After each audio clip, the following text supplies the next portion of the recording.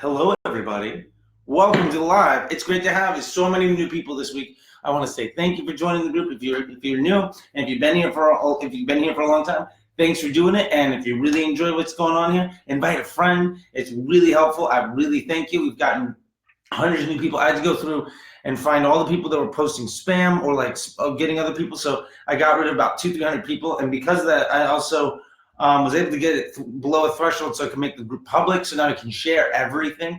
So yeah, this is all just about getting the best practices, defining the best stuff, sharing all this stuff that I know as $1 million, 7-figure advertiser, 8-figure advertiser every year, and making people better. I remember when I started doing this thing, there was no resource to find this stuff other than Facebook Blueprint, which is fantastic, but it's a great place to learn, but application is very different. It's the difference between like being a line cook, a sous chef, and an actual chef. Like part of it was just, you got to make mistakes, you got to learn from them, and you got to grow, right? And so I've made mistakes with probably over $100 million of other people's money. I'll include CBS and Nissan, clearly over that. So anyway, the point of this group is to really help people out and to go over things. This week we're going to address, account simplicity and creative testing, which is something I've been really trying to hammer home lately because I've done some audits of some people's accounts and I've been helping folks out, and I just see all of these ways that people build things that is just, I cringe when I see it, but I also know that means there's a great opportunity to really help a lot of people succeed. And when I get all the questions from folks, I really want to help drive home a lot of these lessons, a lot of these learnings that one I've defined, and also working with the Facebook Disruptor group. What's the cutting edge of the way to use the platform, and how are the engineering team, the product team, working with the platform to make it better for advertisers and the end user, and how can we work within that ecosystem to succeed more. So with all that being said, welcome to the group. I love having you. I don't sell any courses. I'm not doing any masterminds. People won't invite me to speak at their conferences because they've kicked me out of the groups already for undermining all of their fucking scammy get-rich-quick bullshit. And most of them are teaching stuff that I worked on last year or 2 years ago. It's ridiculous to go into stuff. It was funny, about 6 months ago into this Common Thread Collective thing, and I'm not, Nick Shackelford was on stage talking about something, and it was literally a case study from Black Friday from like a year and a half before that was out of date about the context of the situation. Then I raised my hand and asked a question at the end of it, and within about 3 minutes outlined an entire strategy that made what he was doing completely obsolete, was cheaper, and provided more value, and the whole thing was on camera. Anyway, stuff was fun, but I'm not very welcome in those circles, so I'm here to do the thing. Welcome to it. We're gonna have some fun. So this whole thing is free, and you can see all of it in this week's live video, which will be in the announcement section. You can also see the last 6 months or year, whatever, of the live videos in the announcement section of the group. Really easy to find. You can just scroll through there, and there's a ton of things. I've also taken those, and I often reference ebooks, and I put those on a Patreon, so it's all searchable. If you want to join the Patreon, it just says that you're thankful for doing stuff, and there's a bit more resources. But if you don't want to pay money, because I'm not somebody trying to scam you, every week we give a piece of homework. So if you do the homework, you get anything from the Patreon for free. You just go to the Patreon and say, I want that one. Cool, you get it for free. 1 week, the homework was literally just to ask for it, for one of the ebooks. So, and the homework for the weeks is literally me giving you a small lesson that you can then enact. And hopefully it'll help your system. Hopefully, and maybe it will, maybe it won't. And I don't need you to actually follow through with it. Usually I just ask for a screenshot of you trying. And that's it. If you try, whether you fail, whether you run with it, whether it succeeds, whatever, I don't care. Just if you try a little lesson, just to help you level up a little bit for something that I do all the time, you can get anything for free, okay? Or you can get half off the Patreon for all of the access, or half off the Slack for all of it. And that's my way of trying to let people say thank you, and also, making sure that nothing is behind a pay gate. Literally nothing. Now this group is free, so you can share this to anywhere, and you too can be banned from everywhere for providing a shit ton of value and undermining scam artists for basically doing a better job than what they're trying to sell, because they're not good at this. So with that being said,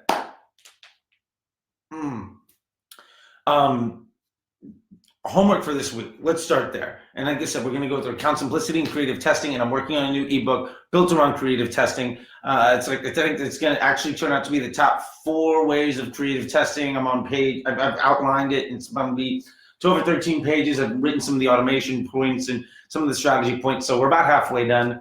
Last week was my girlfriend's birthday. This weekend, my parents are in town. So it'll probably be done within the next week or so.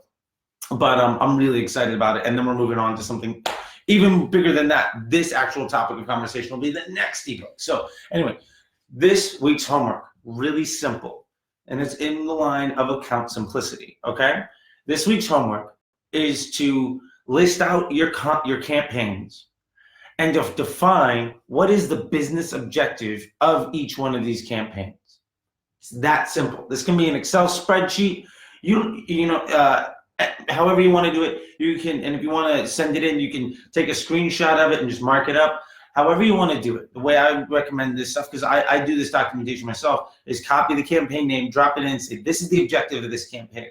And the reason we want to go over this, which we'll get into in massive detail, is you don't need to have, and you shouldn't have, any campaign that is that accomplishes, you don't want multiple campaigns trying to do the same job. That's the big thing. Oh, hey, by the way, the chat on my laptop isn't working, but now I've got it here, which is creepy. It's like a 30-second delay. Hey, Basil, nice to see you. Glad you're doing your homework. I'm excited. Let me give you free stuff, okay? Let me just give it to you. It's easy. They're like PowerPoint presentations. They're like 10, 15 pages, and every one of them will cover all sorts of shit. Nice to have you. I think you're brand new. I think I remember hitting accept on you this morning, maybe when I was walking the dog, actually. So great to have you. By the way, this is Morrison. We use him a lot in examples. So getting back to it, because I'm having my coffee, which is in my girlfriend's coffee mug, because the only thing that fits in the espresso machine. Anyway, so the homework, take your list of campaigns and then list out what business objective they accomplish. Maybe it's, this is creative testing, or this is a manual bid, or this is against lookalike audiences, this is against broad audiences, whatever it is, right? And there's not a right or wrong answer for these things, right? Every business is different, and obviously there are reasons and motivations behind everything. But this will help in the account simplicity section. Why is my hair like this shit? What's going on here? All right, anyway. This will help in the account simplicity portion of the class, because, well, I'll get right into it. So anyway, before I get into why, again, it is list out your campaigns. And this is why I also asked earlier in the week about a poll of how many campaigns, 0 to 5, 5 to 10, 10 plus. I said somebody said they had like 50 to 100. That's a lot of campaigns. That's going to be a lot of work for that person. Just give me 10. If you have more than 10, just give me 10. I don't need everything. This is homework just to help you. I just want to see that you're trying. And if you're trying, I'll give you anything I got for free. It's just that simple. So this is a campaign. It's my dynamic retargeting campaign. So this is my DPA, right? And then this is a campaign where it's my broad creative testing campaign. And inside of here is a lead gen campaign, an app install campaign, whatever it is. Understand what each campaign does. What is the singular business objective that that campaign accomplishes for you? Write that out, 2 columns in an Excel spreadsheet, Google Sheets, on a sheet of paper. I don't give a shit. Direct message me, and then anything you want in the Patreon you get for free, or half off the Patreon or half off the Slack. I used to do one-on-ones, but the honest truth is, I'm really, really busy right now, and I can't. And I think the last person that took one, we had to wait like 3 weeks to get something going, and I felt so bad. I just gave it to him for free, but I can't do that too much anymore, especially in Q4 because business is so big. But if there's a larger integration you guys want to work on, I can also help you with that too. Like I said, I'm doing some audits for people and some other practices. So anyway, there we go. So getting into it. First off, I'm going to go into account simplicity, and then we're going to also answer your questions. Actually, let's do the questions. Right. Well, we'll do that at the end. Okay. So account simplicity. Now this means, like I was talking about, each campaign has a specific purpose inside of your ecosystem. Now, one of the things that I see a lot of times, and I was just doing this for a like a student business that helps people get ready for college. They're selling courses and stuff like that. And one of the things that I found with them, and something I see common with a lot of people, is they've got maybe 5 or 10 CBO campaigns that are all set at like 10, 15, 25 bucks, maybe $50. And each one of them's got 5 or 10 different ad sets in it. And each one of those has 6 or 7 ads. And they're setting their daily budget to like 200 bucks, $500. What you're asking, you're spreading each dollar very, very thin. So starting from the ground up, Facebook relies on machine learning to succeed, which means the largest amount of data possible. Now, when you're collecting a very large amount of data, it becomes infinitely more valuable if it's only to a few things. So if I've got 10 campaigns with 5 ad sets and 10 ads a piece, that's 500 things, right? 10 campaigns, 5 ad sets, that's 50. With 10 ads, that's 500 things that I'm going to try to spend $200 on. That's not a lot. Now, if you were to break that down to 3 campaigns with maybe 2 or 3 ad sets a piece and 4 or 5 ads that are the same ad in each campaign, now you've broken it way, way down to a couple dozen pieces that you're spending hundreds on. So now all of this data that's coming in isn't being divided into 500 buckets, it's being divided into maybe 10 or 15. So the amount of data that each one of those individual units gets is infinitely larger. To a factor of like 10 or 20x, which means Facebook can learn faster on what it is that you're asking. So part of account simplicity is narrowing down the places that all of your data goes so that Facebook can learn faster and more effectively with a larger data set to the things you're trying to actually accomplish. So that's number one reason for account simplicity. The second thing is that larger budgets allow you to have greater stability and also allow the system to make mistakes. And what I mean by that is mistakes. You want Facebook to make mistakes. It's like a dog, right? And I use this example a lot. You're training an animal. You're training the platform. It has to understand what is good and what is bad, okay?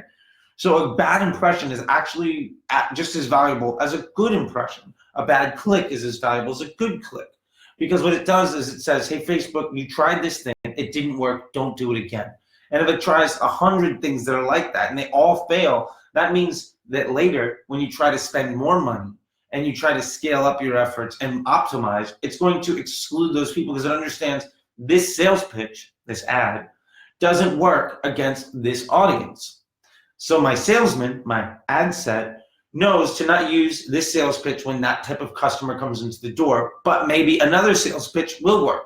And that's where creative testing comes into play. And we combine the best ads from each type of creative test to accomplish the singular business goals. So say, for instance, your ad campaign is a car dealership. I'm not saying that you're a car dealership, but let's use a real world example. Your campaign is to sell cars, all right? And inside of that campaign, you have 2 or 3 ad sets. Each one of those ad sets is like a salesman. So you've got one salesman that's good for everybody that comes in. You've got another salesman that's really good for people that look like a very small focus because it's a very high level salesman. So that's your like lookalike 1%. And then you've got somebody that's kind of in the medium. That might be your lookalike 10%. So maybe you have 3 ad sets inside of this campaign.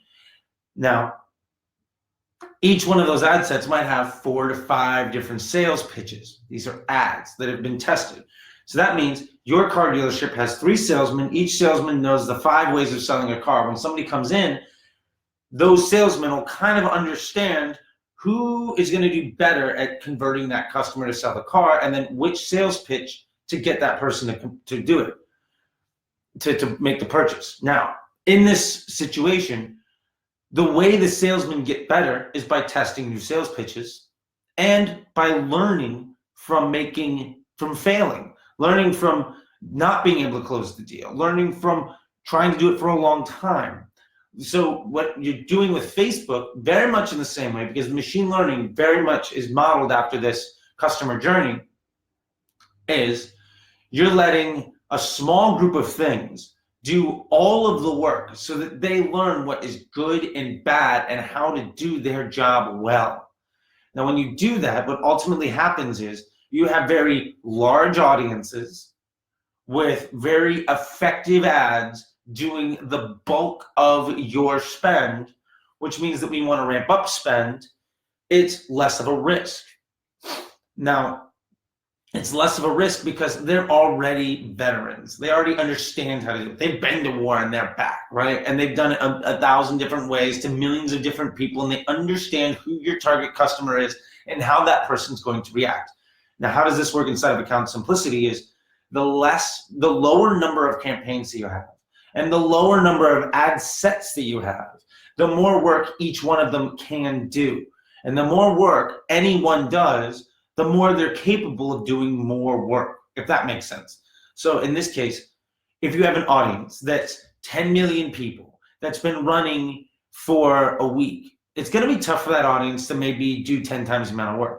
But if you let that audience run for a month and you're slowly asking it to do a little bit more work, throughout the weeks, by month 1, by month 6, but that ad set, that salesman is going to be way more effective at handling more work because all of us get better at our jobs over time. Facebook works in the exact same way. And that's what the machine learning and Account Simplicity, which is one of the core elements of Power 5, which is stuff we worked on a year and a half ago that I'm seeing these assholes sell now, is like their model. It's Facebook's model. I've got a sticker on the back of my computer that I got at Facebook last fall that is literally the documentation that people are trying to sell now, which I think is hilarious. So anyway,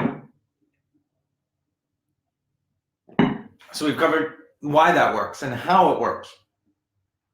One other thing I want to do is, I oftentimes see people like, I'm trying to accomplish different things. I want to do different kinds of tests. I want to, see what the right audience is and all of these different pieces. What I can tell you is, Facebook, when it originally came around, the machine learning wasn't that great. And one of the great advantages of Facebook versus anything else was how you were able to slice and dice and take conversations and take interests and consumer behavior into targeting audiences, and they define this as interest groups. And then, Google also has it, and many other platforms modded that out too. But what happened was Facebook got really, really good at learning from people, and they also start to look at billions or trillions of points of data regarding you. And it's kind of creepy, the things that you talk about in Messenger, the content of your comments, the things that you like, the things that you spend more time on your screen looking at versus other stuff, the websites that you go to that have a Facebook pixel on them. So what happens is these interest groups become very smart. But what also happens is most advertisers aren't that smart. So they'll go after these interest groups, and maybe they'll type in 10 or 15 or 20 interest groups. Now, this is really helpful in that it allows you to say, well, I want people that are interested in dog food, and I want people that are interested in dogs, and I want people that are interested in rescuing dogs and dog food, all of this stuff, right? Now, that's your target customer. But what Facebook has done is raise the price because there's such high demand for that inventory, those eyeballs on the phone of people that want to see that, because where it used to be 2 or 3 people wanted to be in this space, now there's 100. So the cost of this space continues to go up because there's not 100 more eyeballs on it. So the cost of advertising on Facebook, the CPMs, the cost per impressions, has gone up and up and up. So the impact of this is that these interest groups, these very focused efforts where you're finding one thing where it's got to be this and this with this other thing, and then you also have to close one eye and hop around in a circle, it gets really, really expensive to do business, which means that it's hard for you to make money. So part of the account simplicity is also lowering the amount of audiences that you use. Now, there's a big case study that Facebook's been pushing around for years and years and years, and you've seen it 1,000 times. It's the Bombas case study where they took their entire ad account and rebuilt it as a fraud and a 1% lookalike. Now, to be fair, I've seen dozens of reps try to sell the learnings from this piece. And only recently have I really, in the last maybe 6 months or a year, really understood what they were trying to get to and really been embracing a lot of it. And it's not through any fault of the rep. I'm a stubborn person that also knows that I'm doing stuff. So anyway, what we're getting to here is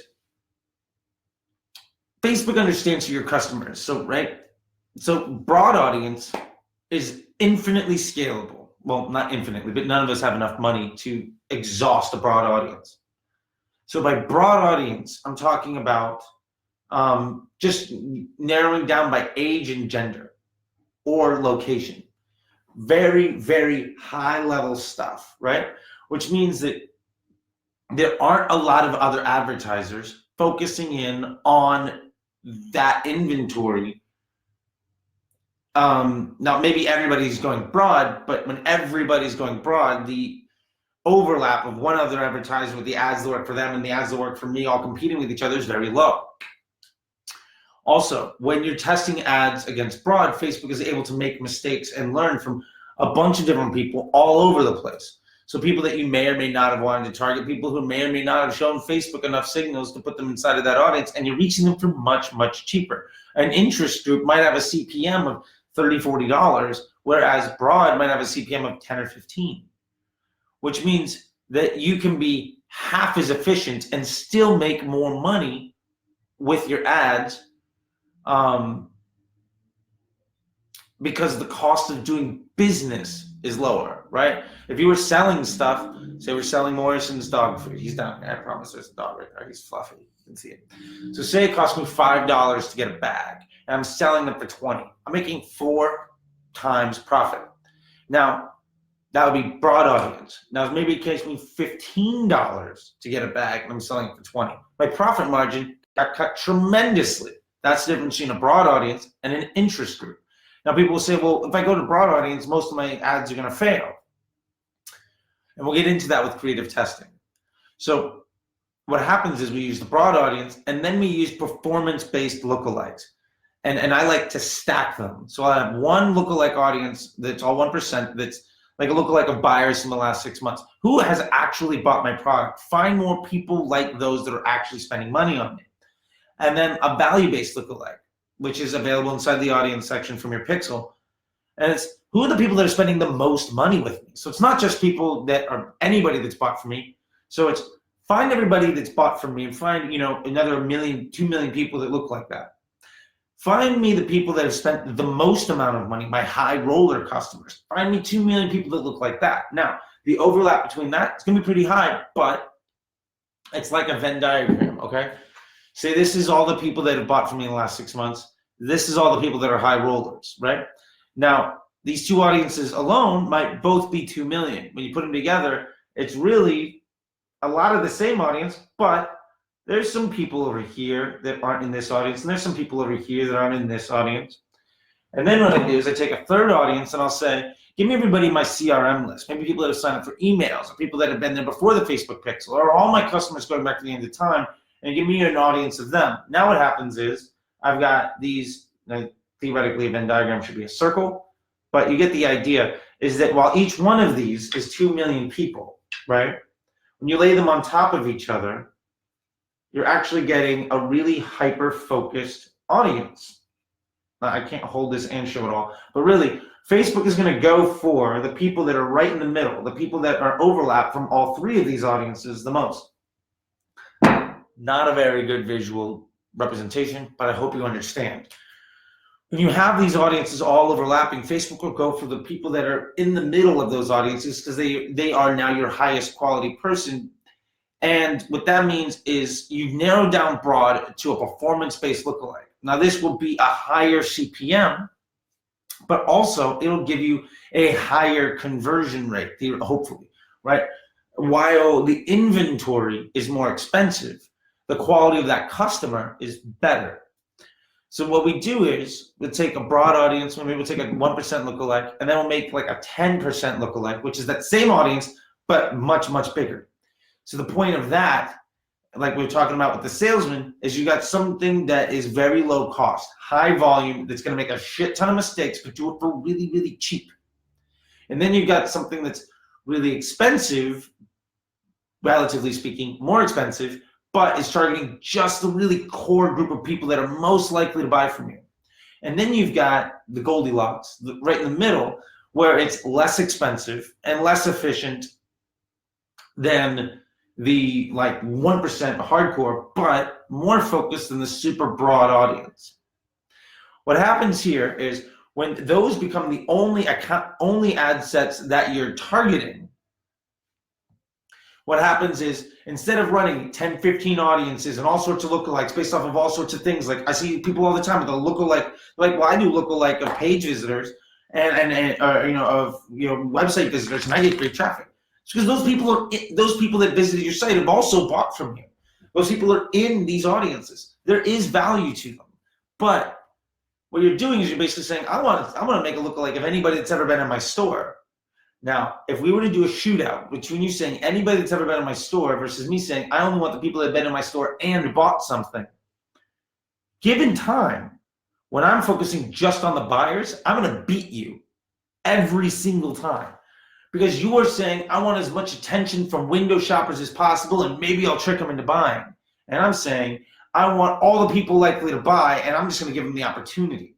That's a very different conversation. It's really close. There's a lot of overlap, but it's a different conversation. Or I'll see people that are like, I'm having great success with the lookalike of engagers or video viewers. Of course, the people that are interested in you. But the quality of that audience is less valuable than a performance-based lookalike. If the lookalike is based off of people that have taken a desired action, actually bought from you, actually downloaded your app, actually, engaged in a lead gen thing, or whatever your business model is, whatever that campaign objective is. Remember in the homework where we said, let's have the campaign and the objective. If that lookalike is built off of the people that have accomplished that objective, over time, nothing will beat that lookalike other than maybe broad, because the cost of doing business on broad is so much lower. And it becomes a balance. You pull the levers of, do I want higher quality, more expensive audience, or do I want lower quality, cheaper audience? And then you have the Goldilocks in the middle, and that becomes your only 3 ad sets. And this is the foundation of the cost cap CBO strategy. Now, I also have another strategy that we built out all last year, that we did this big, 6-figure case study on, and we talked about it because we built it together. And you can find that back in the old lives, called the bucket-based strategy, bucket-based CBO. Now, bucket-based CBO still works because if you have something like that really stable, but you want to learn more about your customers or learn more about why things work, then you can layer in interest groups, and it'll give you business intelligence. If this interest group is better than this interest group, okay, now we understand. Maybe you as a business are trying to define, what's my next product? What does my customer want to buy from me? Right? I can sell this thing and I can sell this thing, but I know that there's opportunity to introduce something new into the ecosystem, right? Come on, stop stretching. Get up here. I was about to use it. Oh, okay. All right, so here we go. So say we got Morrison's dog food, right? And then we also have some treats and some leashes. And I'm wondering, what's the next thing that everybody in my audience might like that isn't dog related, but I know that they're in there. I could show my ads to people of different interest groups, and based on their responses, now it's not a good example for here, but maybe one's moms and one's kids and one's clowns, and then the kids one just always works. Okay. Now I know that the people that respond to my ads are also interested in stuff that has to do with kids. Maybe I make more children-related products built around my brand so that I can expand my product listings. I'm using Facebook advertising to do that business intelligence so that I don't have to develop products and see if they sell. That is where those interest groups really provide a lot of value. But if you're going to, in that case, the campaign objective would be gathering business intelligence. And that's where it is. But for the effort of account simplicity, getting down to the lowest amount of ad sets and the lowest amount of campaigns with only the most successful ads, where you don't have overlap, is going, and the campaign objectives is going to really help you get there. Now, the last piece of this is, if you have campaigns that are all trying to do the same thing effectively in the auction, because Facebook is an auction place, you have, say I'm having an auction, I've got my card, right? And I'm like, all right, I want to buy this person. If I have 3 campaigns that are all selling the same thing with more or less the same ads to more or less the same people, I want something, and then I'm over here like, I want something, and I'm over here like, I want something. Now I'm 3 people in that auction space driving up my cost for doing business. So I'm effectively upselling myself to do business. It's more expensive. And Facebook knows this when it sees people, and it penalizes you for doing it. Or maybe it rewards you for not doing it, however you want to look at it. But I've seen very directly when I have highly complex campaigns and just remove the extra shit.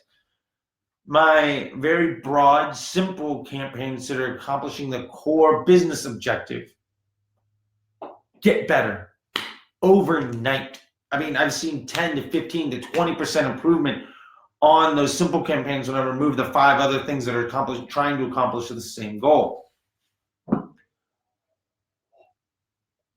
So that's really account simplicity. The main purpose of it is letting your Facebook data, having as much data as possible go to as few places as possible, and having the least amount of complexity that you can, because letting the Facebook machine learning do the work will almost always beat you trying to be clever, because the more clever you are, the more complex you are, the more direct and customized you are, the more expensive Facebook is for you to advertise. If you customize anything, it's going to cost extra. If you're trying to make a business work, don't pay extra for customization. Just get it off the ground and let Facebook do the hard work. And I'm telling you, when you do that, things will work almost all the time. They're going to work almost always better. That's a terrible sentence. Almost all the time, things will work noticeably better very quickly. Okay, that's account simplicity. I'll answer the questions in the group, I think. By the way, if you have any questions, just ask it in the chat. The thing in my live on my Facebook, I need to get to the product team. Your damn live thing, I can't see any of the comments. But anyway, let me refresh on my phone to see if there's anything about what we just covered. Not in the live. Okay, not currently during the live. But if you're watching this, it's later this week or 6 months from now, ask a question, tag me in the question, and I'll find it, and then I'll respond back to you, okay? So then all this information is always evergreen. And if we ever get to the point where this information is terrible, bad news, and something brand new has happened, which happens all the fucking time, I'll tell you, oh, that thing's not right anymore, and here's why, and here's what you should do instead. Okay, so creative testing. I've been working on several different models for creative testing over the years, and there are a lot of different ways of doing it. And I've worked with companies, and we've spent millions, literally millions and millions of dollars doing all sorts of different creative testing models to see what works. And there's one way, well, there's a few ways, but the one way I wanted to talk about today is the simplest method. And I would argue it's potentially also the best method, because it's the easiest for the average person to execute on, and it provides the most actionable insights the fastest. So this is it's from the cost cap CBO model strategy point, but this is broad testing by concept. Okay, so first thing, the audience. What's the campaign structure? So we have one campaign for creative testing, one campaign that tests all the creative for a single business objective. Say we're selling these things, right? These things are $50. Really, really high quality, I'm sure. $50. So I have one campaign that has all the ads that I want to test for this thing for $50, right? One campaign. Each ad set within that campaign will be a creative concept. Now, I've talked about this a lot, and I always get questions about it, so I'm covering it again here right up front. A creative concept is a type of sales pitch, and you can have different versions of that sales pitch. So, for instance, Morrison's dog food. This guy, right? He's got his little Halloween bow tie on. It says boo, and there's some like ghosts and stuff. So Morrison's dog food. Concept number one, dog really likes the food. We've got a picture of the dog eating the food. We've got a video of the dog eating the food. We've got a dog standing like really, really happy right next to the bowl, right? And maybe there's another picture of the dog like nose deep into it, food everywhere, and his tail wagging, and he's falling over happy, right? That's concept number one. Concept number two might be the dog outside. Like, look how happy, like the coat is really shiny and he's living long. And you see these things, right? So maybe it's shiny coat and strong bones and a bunch of stuff that shows the dog happy. Concept number three might be, well, here are the ingredients. Our product is really high quality. Here's why. And it goes into, you know, it's not, the first ingredient isn't cornmeal or byproduct. It's, you know, lamb or beef or duck or whatever trendy fucking thing people are putting in their dog food. So you're talking about the features and benefits of it, right? So maybe concept one is use case. Concept two, benefits. Concept three, the features of the product. Concept four might be a bunch of different dogs, just like here are all the dogs that are happy about it, right? Concept five might be owners. The point is that they're very different ways of trying to sell the product. These are all different sales pitches, okay? And so what happens is, because they're all different sales pitches, they all will reach different customers. And that's the primary thing. But concepts that's really built around the creative speaks to a different person, or the creative speaks to somebody in a different way, right? Going back to these things, I don't know why, but they're my props for today.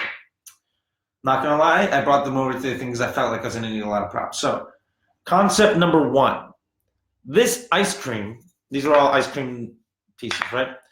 So we're a nice old school ice cream company, apparently probably from the 50s or whatever.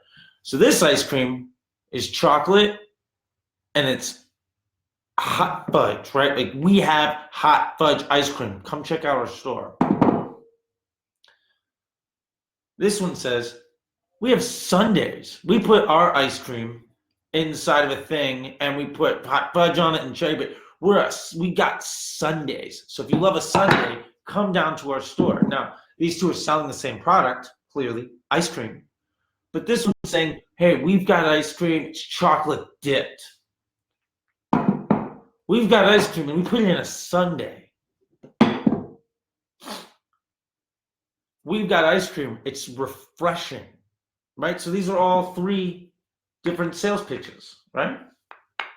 They're all selling the same product, but they're hitting on different things. Maybe I want something that's really refreshing. So this concept is going to speak to me. Maybe I just want chocolate dipped stuff. This one's going to be really refreshing to me. Maybe I want a sundae. This one will speak to me. Now, it's all fucking vanilla ice cream with chocolate on it inside of a cone, but they're selling the product in different ways. And this is the type of thing that you have to look at with your product, right? So that the concepts are very different. And the more different the concepts are, the better it will be for you as a business long term. So that's what I mean by concept. And I hope that really drives the point home. And I've seen very, very different ways of doing this. I was doing a company in the health and nutrition and weight loss space, and we would have some concepts that would show like how delicious something was, and another concept saying, look at all like the weight loss that you can achieve, and another concept that was testimonials of people really happy with the results, you know, or another concept saying, hey, this rich person, this famous person really likes the product, so should you. Those are all different sales pitches. And you see this when I was working with Nissan. You know, we would have very different sales pitches. This car is sexy. This car is safe. This car is really economical. This is the new thing. It's the same fucking car, right? I think it was the 2015 Nissan Sentra. Okay, I mean, we're trying to get people to buy that car. How do we do it? My strategy was, let's not try to sell the car. Let's get them inside of test drives. All I need to do is get people inside of a test drive in a local location. So we made different ads that spoke to what the people, why somebody would want to test drive this product. It's safe for my kids. It's really great gas mileage. It's sexy. Here's the new product. Here's the thing. Oh, it's a trusted brand and you might be running out. Those are all different sales pitches. And those are all different concepts. And each one of them can have a few different ads that speak to it, right? Now, this one, this Sunday ad, this is one concept. Now, if I were to make multiple versions of this creative, it could be as simple as maybe a different picture of a sundae. Maybe it's brown background and this thing is, you know, moving, the sundae moves in with a little bit of animation. You know, maybe I just lay the information out differently. Sometimes it's just that simple. When you're doing iterations on a concept, the iterations themselves should be very similar because you don't want them to be too different because ultimately it would be a different concept, right? But maybe this one is this image and then one where it's kind of animated a little bit and then maybe one where it's a different picture of a sundae or maybe somebody with like a kid eating the sundae. If you notice, there's no people in any of these, right? Which may work because maybe it's, you know, racially insensitive or that's not you or showing a little boy and you're a girl trying to buy some stuff so it doesn't speak to you, right? Actually just realized that this isn't in a cone. This is actually in a piece. This is like a glass little saucer thing. Anyway, point is, that's a creative concept, right? So each ad set, one campaign, many ad sets. Each ad set has maybe 3 to 5. I say, you know, a great sweet spot is around 4, maybe up to 6 or 8, depending on your budget. Sweet spot is 4. Let's just do that for simplicity here. All right. 3 to 6 ads. Let's say 4 is great. Ads that speak to a concept. And what I find is, say you've got these 3 images trying to sell this product. These are all different concepts, right? And I've got this guy and I've made 3 versions. Let me try 2 sets of copy, right? In my headline, right? Keep everything else the same. That's 6 ads. Maybe I only have 2 images. Maybe I do 3 sets of copy. That's 6 ads. So that concept is now built out with, in that case, 6 ads. Maybe I only have 2 images with 2 sets of copy. It's 4 ads. That's fine. When you have multiple ads inside of a concept, if the creative is the same, the copy should be different. If the creative is different, the copy should be the same. Only change one thing in each ad so that you can understand your control elements versus your testing elements. If, for instance, these all 3 were the same, were creative under one concept, they're all different images, I would have the same copy, same headline, same description. Because I'm not testing the combinations, I'm testing the image. So you have to make sure that when you're doing a creative test, you're only testing one thing. Remember I said you might have 2 images or 2 sets of copy. That's fine. You're testing that concept, but every image and every set of copy fits, right? So 2 sets of copy, 2 images, that means there's 4 possible iterations. You're running all 4 of them. Now, inside of that, and this is running as a CBO campaign, what is your audience? And this is where I lose a lot of people, so I'm going to try to make it as simple as possible. Run it to broad audience. Focus down only on location or age and gender. No interest groups, no connections, no engaged shoppers, no nothing, right? No layering below that little map and the age and gender thing. Nothing below that. Because you want the ad to work to the broadest audience possible. if this ad works against a broad audience in testing, when you run it out to spend, instead of $10 a day or $50 a day or $100 a day, maybe you try to do it $100 or $500 or $1,000 a day. If this ad works against a broad audience, you're going to be able to scale this ad phenomenally better. And because it's tested against a broad audience, you're testing it against an audience that has a very low cost of the inventory, which means you're showing this ad to as many people as possible. And so Facebook is able to see, because you're running it against a broad audience and because the CPMs are really low and you're getting a lot of impressions, Facebook is able to see which type of person stops on it, which type of person blows right past it, which type of person reads it, which type of person clicks on it. You're getting way, way, way more data on this individual ad. Now, when you're running all of these, maybe this you're going to have different results for each one. And there are a lot of rules around that, and I'm getting more into the execution of that piece, but I don't want to cloud today too much with that. But ultimately, that's how it's working. Each concept is probably going to have winners and losers. What we ultimately want to do is take the losers out of the pool, right? So what happens is, when we have a losing ad, an ad that has spent an X amount of money, because winning and losing is defined by you've spent X amount of money. Now, how much money?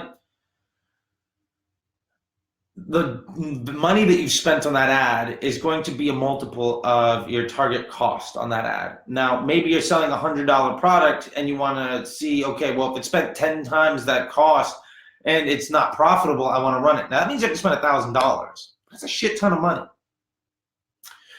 But maybe you're saying, okay, well, I know that I need to sell this thing, but my add to cart cost is like $10. So, and I know that if I convert 1 out of 10 people and I need to sell it for $100, and that means my add to cart goal is roughly about $10, and I've spent, $100 or $200, my add to cart cost is like $23. There's no way that ad's gonna be good enough. Because if your conversion rate from add to cart to purchase is 10 to 1, then your target sale price, your target CPA is $100. Your target add to cart has to be 10. If that thing's at 15 or 20, it's never going to get there. At scale, things tend to get less efficient. So if it's not even within 10 or 15% of your goal, it'll never get there. So what I like to say is Facebook needs roughly 20 to 50 conversion events to really understand the target customer. So if you have a product, say it's a $50 product, and I'm going to use simple math here. Say it's a $50 product, and roughly 10 out of every 10 people that add to cart, 1 buys. So you need to sell it for $50. Your target CPA is $50. And 1 out of 10 buys it, then your 1 out of 10 add to carts buys the product, then your target add to cart price is roughly $5. Okay. Now let's say you're in a position where that 20 to 50, you can afford that. A great balance that I use a lot of time is 35. So if I've spent 35 times that $5 add to cart price, which is what, 150 something, mid-100 something. If I think it's 165, 175. It's not important. If I've spent that money, it is 175. Okay, if I've spent $175 on that product, and my add to cart price is at like $9, I know that ad's never going to work. And now, if I spent that much money and my CPA is probably going to be in the 60s or 70s, I can say that this ad is not going to work for me. So I'm going to turn it off indefinitely. Now, some of us have larger budgets, some of us have smaller budgets. If you've got really large budgets, you can do this on a daily basis where you're saying, all right, I'm looking at this thing, and if it spent more than 5 times that today and it didn't really work out, use an automated rule to turn it off. And over time, if it spends 50 times that thing and I'm still not seeing the number, There's a lot of different ways to do it. I'm not going to go into it here because it's really complicated, but if you check out the last ebook, there are automated rules for creative testing inside of this ecosystem. Now, it's built for the cost cap CBO, but the logic is still there. I'm literally copying the page and putting it into my new ebook and changing some of the words, but it's the exact same thinking. So you're using, in this case, a logic that says this ad has had enough opportunity to learn about the customer, and it's performing either above or below my expectations. If it is more expensive than I can afford, turn that ad off. What you'll end up having afterwards is you will only have ads that work to the lowest quality, cheapest audience, broad targeting, and it works. If you have ads that work against the lowest quality, broadest, cheapest audience, they'll definitely work when you run them against a lookalike because it's a higher quality audience. If that lookalike is performance-based, because maybe this thing isn't going to attract the same type of person as your video viewer because your video viewer isn't actually a buyer, it's just somebody trying to kill time on the internet. Maybe it's not going to work against the same way as website visitor because it's not for window shoppers. It's for people that actually want to spend money, right? So when you have ads that work against broad targeting, well, you'll end up having that creative testing campaign over time is going to produce, the goal of that campaign is to produce ads that work against a broad audience and continually spend more money and continue to work. What happens here is you get, because you only have ads that work against very large audiences, you get stable performance day to day. Some days are better than others. I occasionally have a killer day, occasionally have a shit day, but in general, week over week, you're gonna have more or less stable performance because the ads are the same and because the cost of that inventory is roughly the same. So it means that you can start to project your costs on Facebook. And it means that you're not beholden. If you drive into an interest group, maybe you're doing really well, and then like a week or two later, it dies. Why does that happen? Well, maybe Tide has come in, or Toyota, or Nike has come in with an ad agency that is selling, well, we're going to spend $1 million a day against this interest group. Now, if somebody's coming into your place of business, when you're trying to buy inventory so that you can conduct business, and you're like, I'm spending $5 to make this bag of dog food every day. Some asshole comes in and says, I'm willing to spend $20 to build this dog food. You're going to get shit out of luck. For you to do business, you're not going to have to spend $20. So you're going to lose in that auction every single time because inevitably, some asshole with way too much fucking money is going to target that audience. Now, how do you avoid that? Is you go to broad, because there's no way. I'm not going to say no way. It might be years before all the ad agencies say go to broad, and you know what? They're not going to do it. Because I used to be a supervisor in an ad agency. I used to be like the head guy. Ad agencies aren't going to go to broad because then there's no reason to go to an ad agency. If the truth of the matter is broad works the best, which it is, and it's just a matter of creative testing, which it is, then any asshole that understands the Facebook ecosystem and can do a little bit of Excel can do better than an ad agency with very little time. And that's basically what I'm trying. I'm not trying to call you an asshole. I'm just saying I'm an asshole that can do that stuff for really, really cheap, and then the rest of my day can be about doing the rest of business. Because most people that run Facebook ads are either trying to run Facebook ads for a lot of people or running Facebook ads for their business. And if the Facebook ad takes up half of your day, it doesn't let you do payroll or invest in customer service or understand your product or negotiate rates. It becomes all encompassing. And the honest truth is, it's really simple. It can be really simple. So in this system, we've done creative testing. We've got a campaign, one campaign, a CBO campaign with multiple ad sets. And inside of those ad sets, they're organized by concept. So there's maybe 4 to 6 different ads in each ad set. And we've turned off all the ads that are losers. And over time, all we have are winning ads. And then we're trying to introduce new concepts in there. I always like to test 1 or 2 new concepts a week.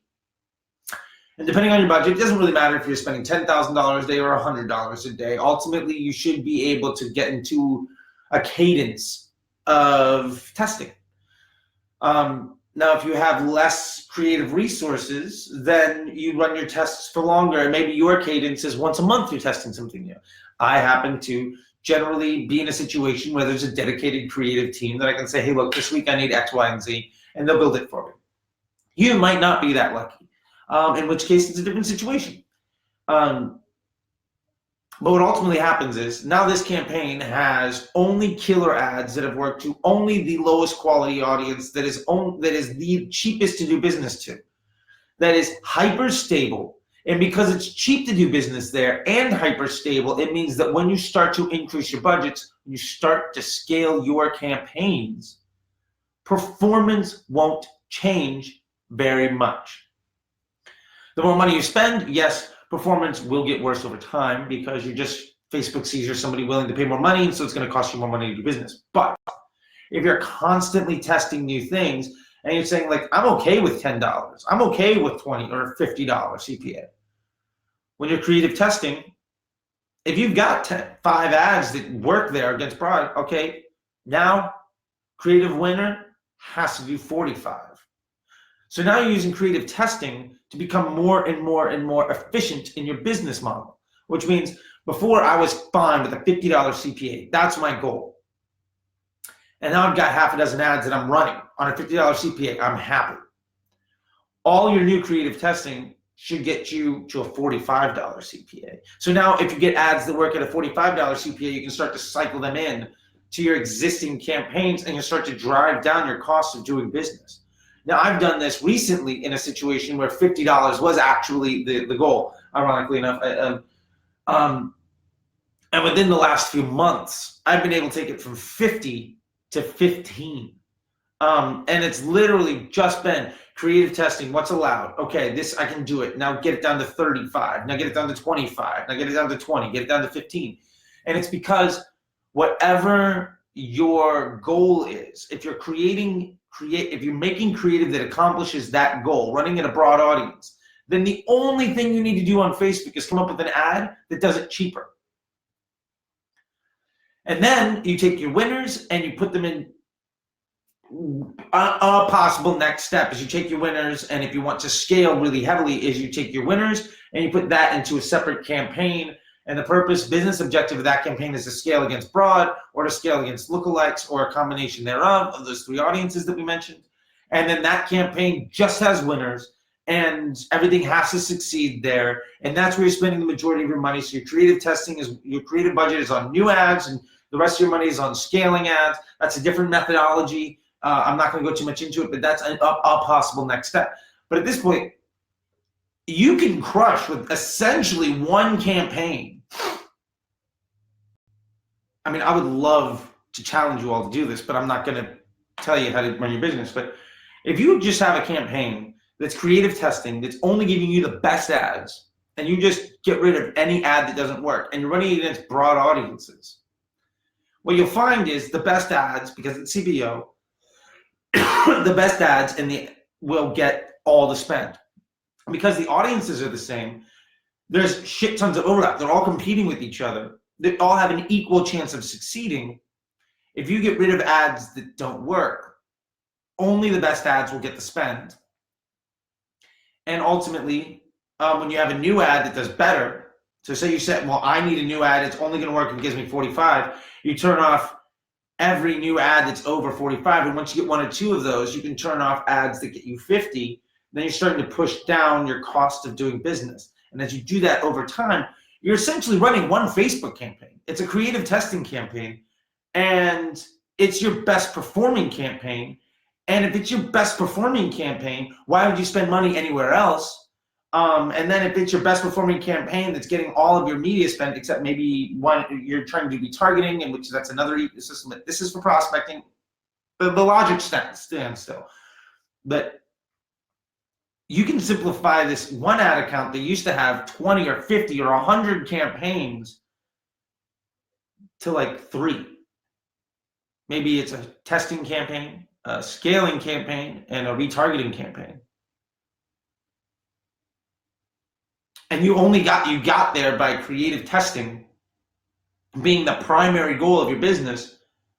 And because it's broad audiences, and because you're using, hopefully, automated rules to do a lot of the intraday work for you, turning off ads that don't work. And if you're doing lifetime, when an ad spends X amount of money and doesn't do X, turn it off. Or during the day, if it spends X amount of money and isn't doing what I want to today, turn it off and turn it back on, midnight or whatever. The entire ecosystem, you're letting Facebook's machine learning be your Facebook advertiser. You're letting the automated rules control your business objectives. And ultimately what comes out is only things that work, which means that you, as a Facebook advertiser, your primary job is to come up with new ads. The ad is the #1 performing thing in Facebook. The best ad in the world will outperform the best strategy in the world every single time. So, hopefully this has been helpful. There were some questions. I'm seeing the chat here. It's still not showing up here. Product group. I know there's some Facebook folks in here because I've invited you. And I know you're like disruptor, customer service reps and success people and all of that stuff. I'm not gonna call you out by your titles or your names or whatever. And I know it's not your responsibility to fix this stuff, but hey, put a ticket in. I want to be able to see. I'm doing it live. I can't see shit over here. And also, I hope you get that fun. There's one girl here in particular that I've done some great work. Best Facebook group I've ever had. And I mean it. And you're probably never going to see this, because why would you look an hour into this? Anyway, Claudio says, awesome advices. I do have it on my phone. So anyway, I'm going to try to go through and answer some of y'all's questions from the week, because you guys had a couple. Hopefully, I answered a lot of them here. But yeah, so Ryan asks inside of the group, Ryan asks, what are your rules for automation that you apply to new versus existing campaigns and ad sets? What I said is I apply the same rules to all ad sets, right? For instance, if I want to get a $50 CPA, I'll have my rules set up to give me ads that get me that. I don't care if the ad is in the scaling campaign or in the creative testing campaign or in the retargeting. I don't care where it is. If it's getting me a 60, it's not good enough. If it's getting me a 35, I want to keep it on. Just that easy. I told him, hey, it's in the latest ebook. There's 4 pages of examples and logic that I use on like 90% of the accounts. And he said, I responded back, not sure why to turn ads on at 12:30. Because part of this was, if something isn't working today, turn it off, turn it back on tomorrow. One of the things that Ryan didn't see is, in the ad rules, what I'll say is, for instance, if you've got enough money to be creative testing intraday, if the ad spends, for instance, 3 times my target CPA, say my target cost of selling is $50 and it spends $150 today and my CPA is over $50, turn that ad off. Now, if at any point in time today the CPA drops below 50, turn the ad back on. And tomorrow at like 12:30 a.m., turn the ad back on. And I do that because some days the ads just don't work. Also, Facebook might be favoring one ad versus another and trying to force spend one place or the other.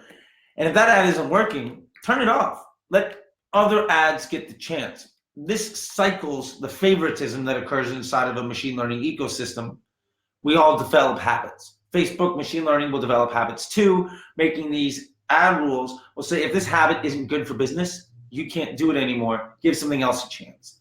And this is where you start to cycle in creatives. And when we were talking before about having new ad creatives and new concepts, where you've got 4 or 5 concepts here and then more and more coming in, you're like, well, how are these new ones going to get a shot if these other ones work?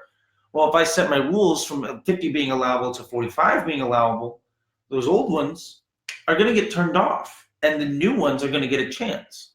And there's a finer detail to that. I'm not going to address it here, but it's in the ebooks, and I'm not addressing it here just because it needs to be written down on a sheet of paper. It's already been 1 hour, and my parents just landed at LAX, so I have to get off the thing soon. Not that I'm close to LAX, but I still need to shower. Actually I did, but I'm going to get ready. Mom and Dad are coming to town. It's been years since I've seen them, so it's kind of a big deal. They're meeting my girlfriend. It's kind of a really big deal. Anyway, so we have that.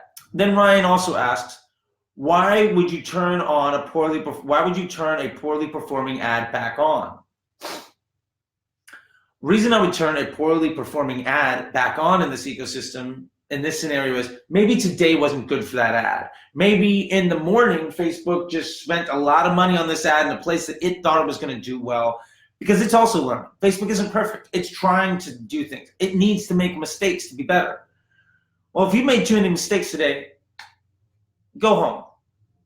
You're fine. I've got 40 other things that need a chance. Come back tomorrow, right? It's just like anything else, right? You're having a bad day at work, just go home. Other people can do the job. It's the same thing here. What we're saying, if the Facebook ad is bad today, it might be a killer ad. Maybe this is the ad in your $50 ecosystem that's getting you cheap for $42 all the time. You're really happy, but maybe today it's been like $200 and it just didn't work. Doesn't mean the ad is bad anymore. It just means today's not a good day. And there could be many reasons today might not be a good day. It might be today isn't good for your business at all, but tomorrow's great. So we give it a chance. Now, ultimately, these are the intraday rules. There's also lifetime rules, right? Like if this ad has spent X amount of money and isn't working, there's no way it's going to ever be efficient enough for me to want it. Then you'll turn it off. And for that, I use a rule. It's called an always off rule. And you just, if anything loses permanently, you just apply that always off rule to it. And as ads get turned back on, that one will be, oh, it got turned back on, but it's on the always off rule, so turn it back off. It's a whole scenario. It's listed in the CBO ebook number, I think 11 on the Patreon. And if you do any of the homework, I'll send it to you for free.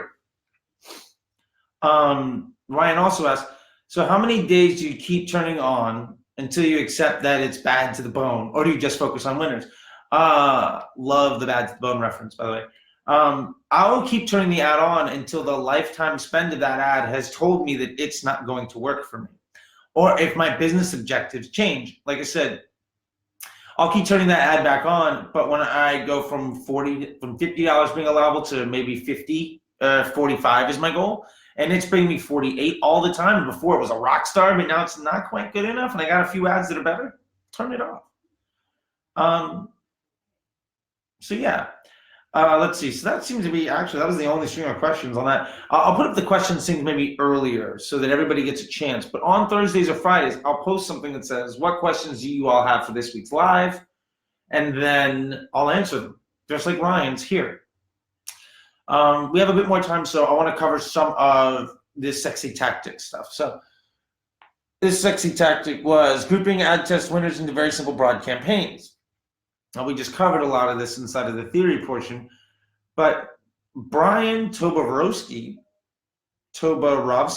says, do you consider 1% lookalike broad enough, or are you referring to broad demo targeting? I'm referring to broad demo targeting, but you can have a combined campaign of broad 1% lookalike, maybe 10% lookalike. In my experience, the 10% isn't very valuable until you're really pushing scale. Because the broad and the 1% outperform it, that perfect balance of things tends to not be good for business. But when you're pushing a shit ton of money into things, that perfect balance gives you a safety net. That's good. And then Greg asked, well, you don't use any interest targeting? Austin says interests are crap. And I said none. And then he dropped a great meme. Renzo asked, how much money in days behind an ad are you spending on testing for a campaign? No! Ah! I just got attacked. They landed. Yeah, I know. All right, I'm going to wrap up here in a minute. I'm finishing questions. Get out of here.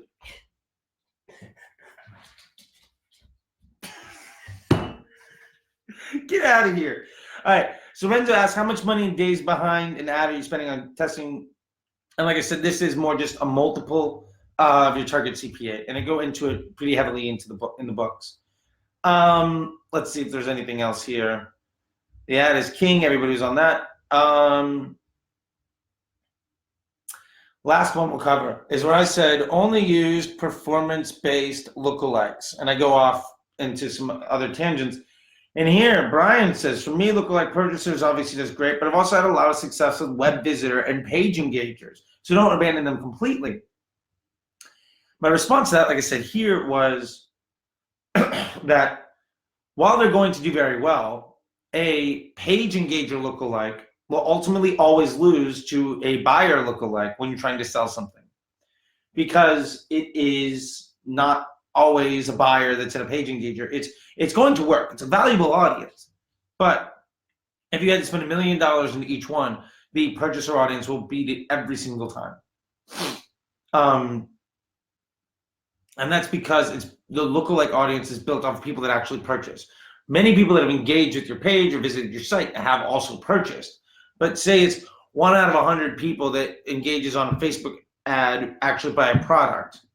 When you're making a lookalike of that page engager audience, it's 100 times worse than a lookalike of people that have bought your product. 100 times worse.